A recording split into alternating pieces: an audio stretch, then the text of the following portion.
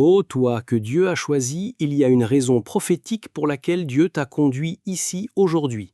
Ce n'est pas le fruit du hasard, ni un accident, ni une coïncidence. Le ciel t'a convoqué parce que ce que je m'apprête à te dire a un poids immense sur ta destinée. Écoute attentivement. Tu as été armé par Dieu de quelque chose que la terre n'a jamais vu. Ce n'est pas une jolie phrase pour que tu te sentes bien. C'est une révélation. Le ciel a placé en toi une arme que l'enfer ne peut identifier, que l'homme ne peut copier et dont la terre n'a jamais été témoin. Elle est unique, elle est divine et elle est ta mission enveloppée de puissance.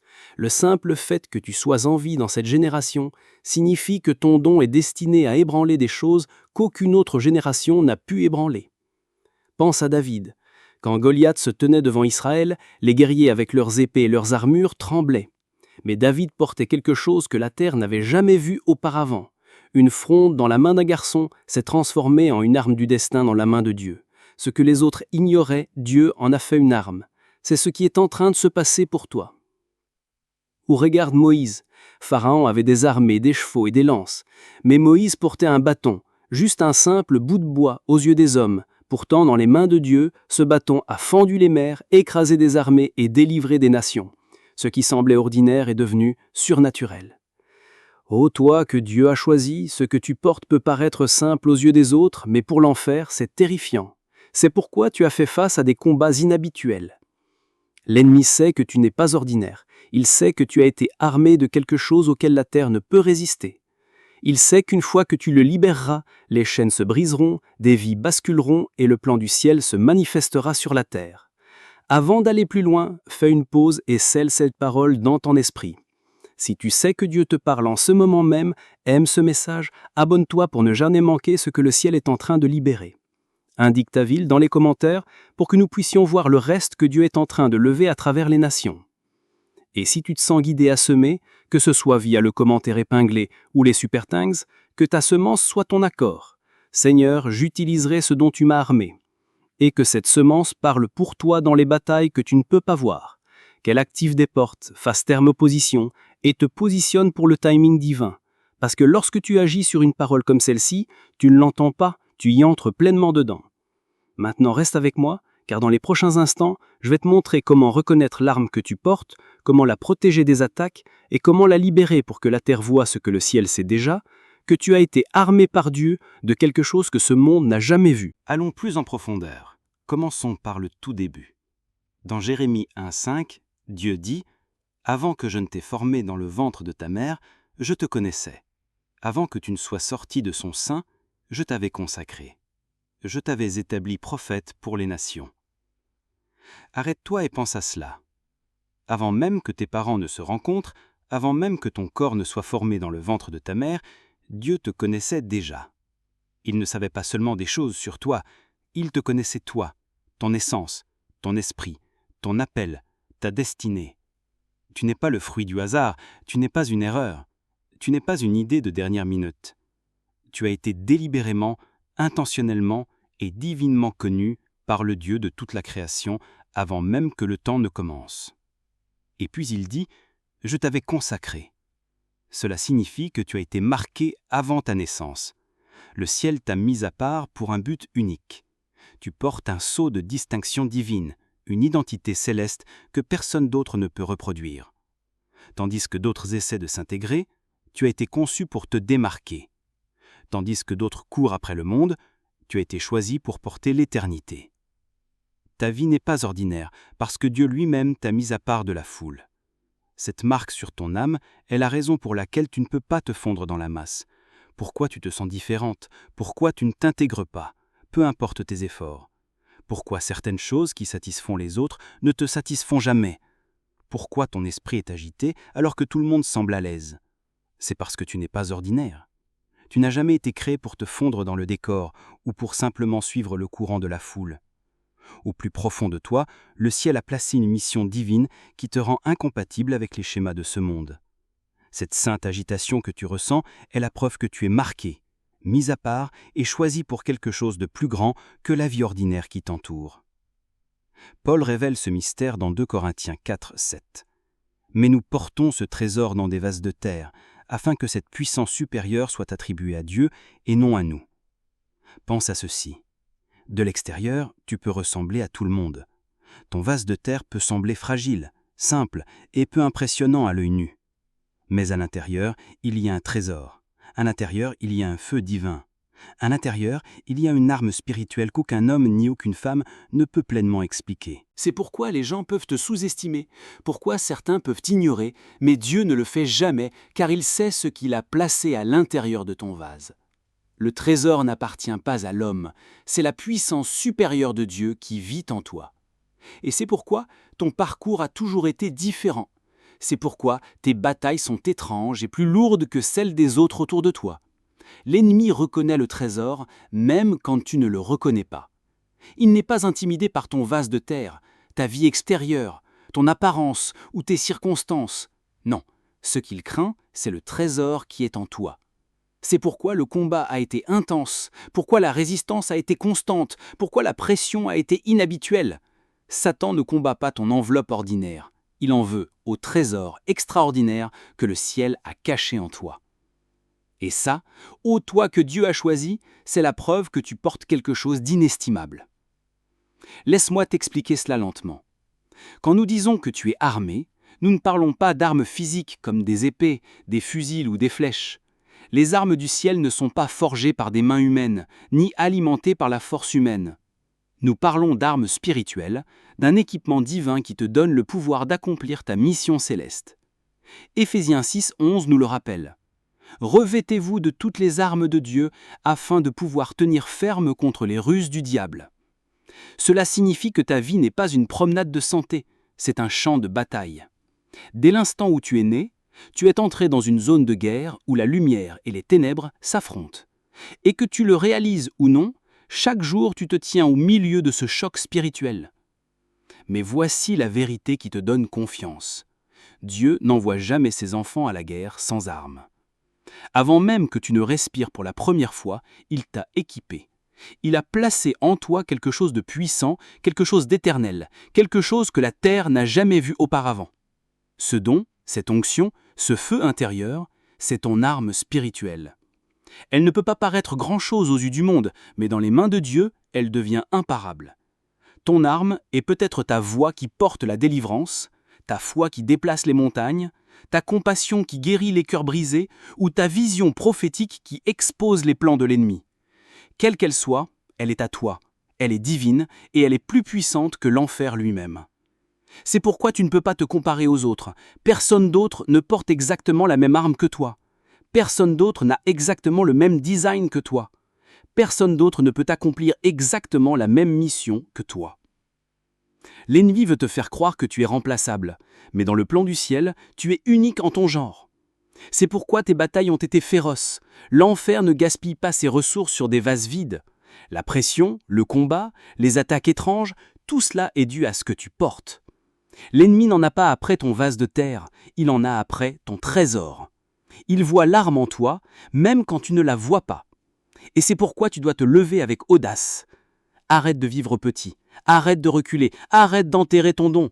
Tu es irremplaçable dans le royaume de Dieu. Tu n'es pas un accident, tu es une arme. Tu n'es pas ordinaire, tu es la stratégie du ciel. Ta vie est une réponse divine à un problème de cette génération. Et quand tu accepteras enfin ton arme et que tu la mèneras avec foi, les ténèbres trembleront, les chaînes se briseront et les vies seront transformées parce que tu es armé par Dieu. Pour mieux comprendre cela, regardons dans la Bible et voyons comment Dieu agit à travers ce qui semble ordinaire. Le bâton de Moïse. Pour les autres, ce n'était rien de plus qu'un simple bout de bois. Mais dans les mains de Dieu, il est devenu une arme capable de fendre les mers, d'invoquer des fléaux et de démontrer l'autorité du ciel sur l'empire de Pharaon. La fronde de David. Pour le monde, cela ressemblait à un jouet d'enfant, quelque chose de trop petit pour être vraiment utile. Pourtant, dans les mains de Dieu, c'est devenu l'arme qui a abattu un géant et changé le destin d'Israël. La faveur d'Esther. Beaucoup ne voyaient en elle qu'une belle jeune femme. Mais quand Dieu a posé sa main sur elle, elle est devenue la clé pour sauver son peuple de la destruction. Le feu d'Élie. À l'œil nu, il n'était qu'un prophète criant contre la corruption. Mais quand il a invoqué le Seigneur, le feu est descendu du ciel et a réduit au silence les faux dieux de Baal. La plume de Paul. Pour les hommes, ce n'était que de l'encre sur du parchemin. Mais sous le souffle de l'Esprit de Dieu, ces lettres sont devenues des armes vivantes, façonnant et renforçant l'Église pour des générations et encore aujourd'hui. Ce que le monde ignore, le ciel le magnifie souvent. Ce que le monde appelle petit, Dieu l'appelle puissant. C'est le modèle de Dieu. Il prend ce qui semble ordinaire et le transforme en une arme à un impact extraordinaire. Maintenant, voici la révélation.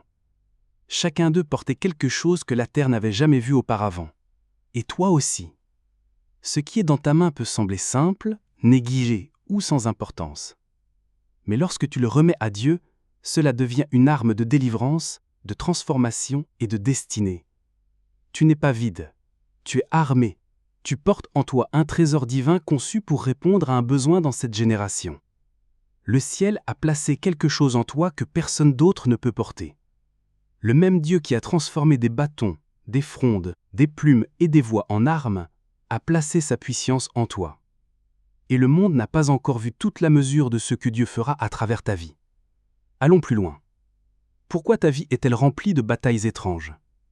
Pourquoi fais-tu face au rejet, à la trahison, au retard et aux difficultés que d'autres autour de toi ne semblent pas rencontrer? Pourquoi l'ennemi semble-t-il te cibler plus agressivement qu'il ne cible les autres? La réponse n'est pas que tu es maudit, malchanceux ou oublié.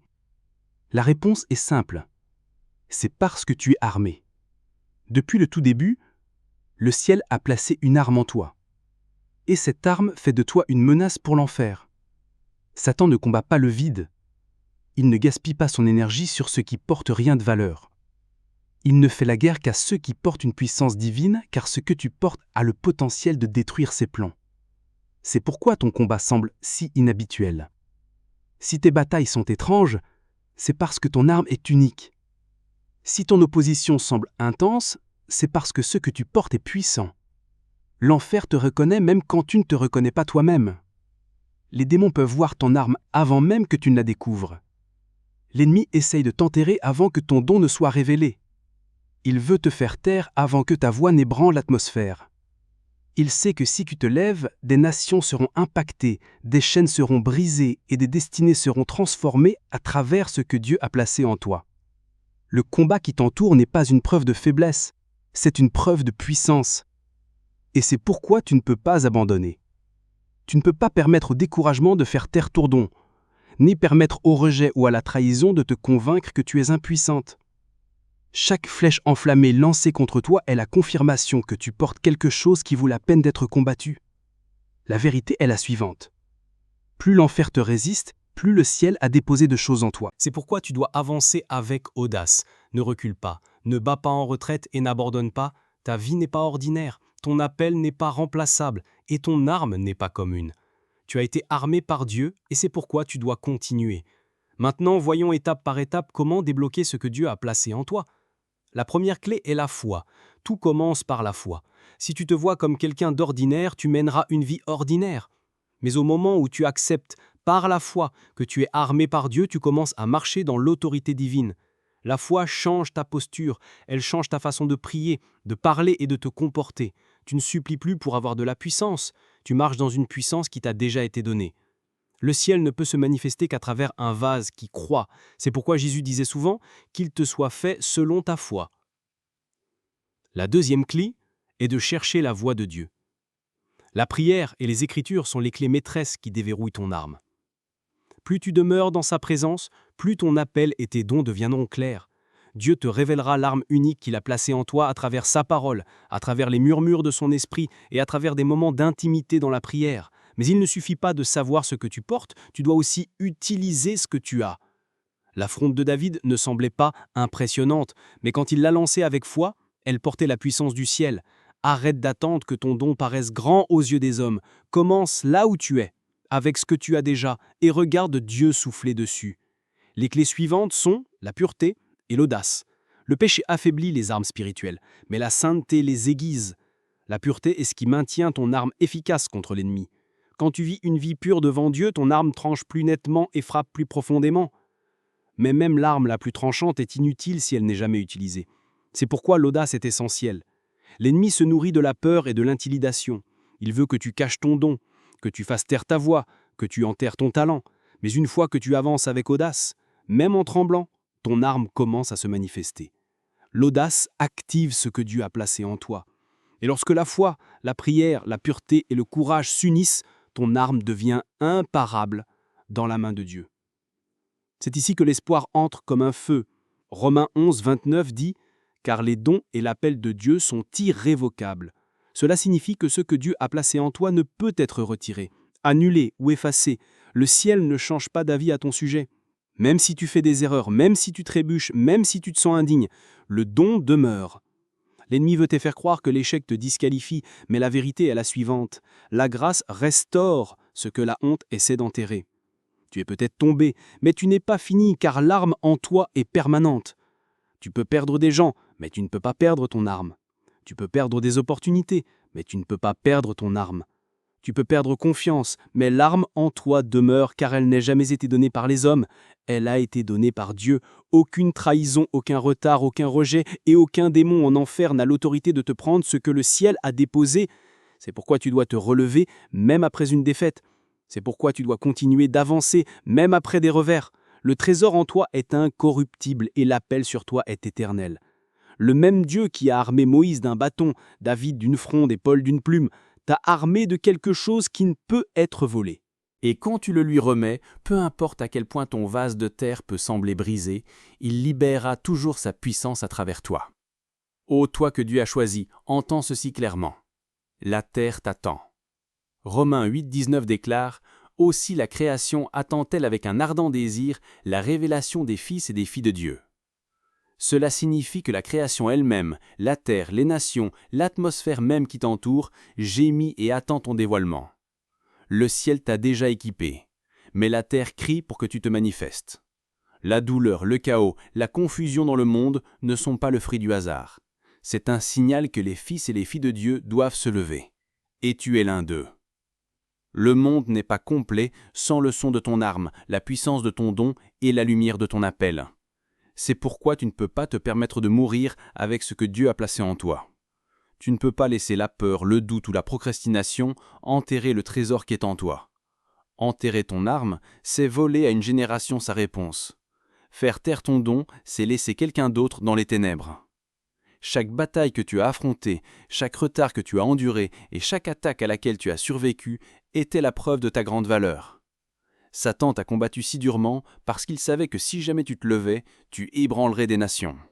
Mais écoute-moi, tu ne peux pas le gaspiller, tu ne peux pas l'enterrer, et tu ne peux pas abandonner. Tu dois te lever. Ô toi que Dieu a choisi, c'est ton moment.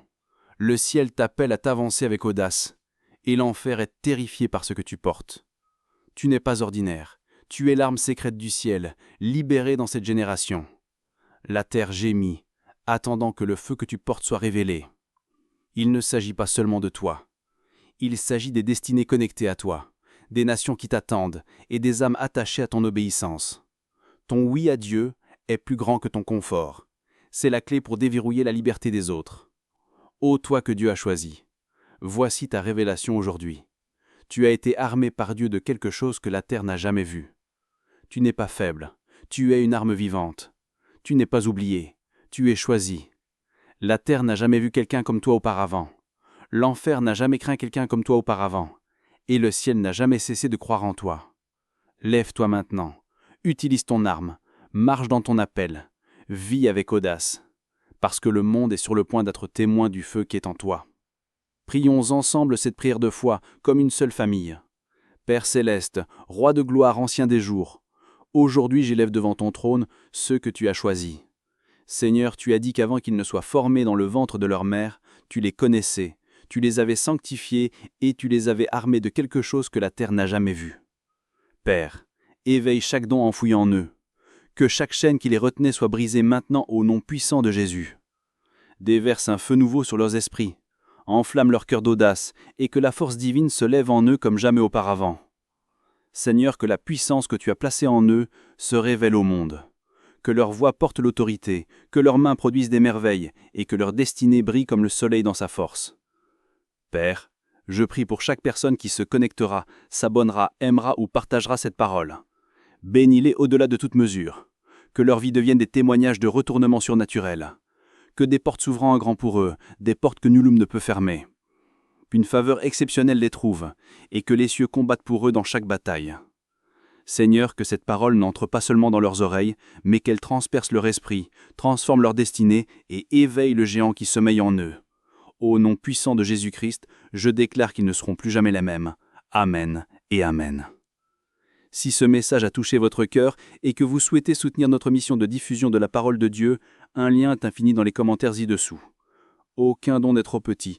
Votre générosité, même un centime, peut apporter de l'espoir et de la joie dans la vie de quelqu'un. Merci de vous associer à Dieu dans cette œuvre importante.